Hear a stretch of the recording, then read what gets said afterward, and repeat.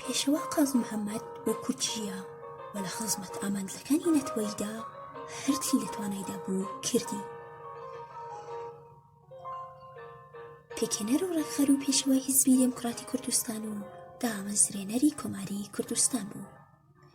ڕێبازی ناسیۆنالیزمی کوردی پڕڕێبوار و کۆمەڵی ناتەوای کوردەواری تەبا کرد و لەژێر ئاڵای سەرەنگی کوردستاندا کۆی کردنەوە.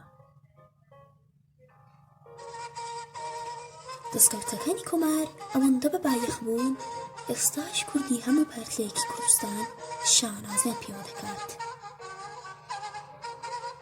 پێشەوا قازم محەممەد شارستانەتێکی پێشکەوتوانەی هەبوو بە هەڵگیرستاندنی شۆڕشی فەرهەنگی نەتەوەیی هەست و شعوری نەتەوەیی لە کوردستاندا پەروەردەتر کرد.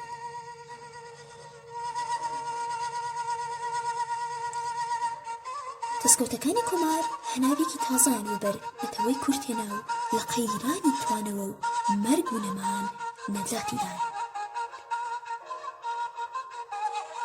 پێشەوا قازم محەممەد دژی شەڕ و خۆی ڕشتن بوو، بۆیە ئاشتی خوازانە و بە نیازێکی پاکەوە داوای چارەسەری عادڵانەی مافی نەتەوەی کوردی کرد و هەر لەو ڕێگایەدا گیانی پاکی بەخت کرد.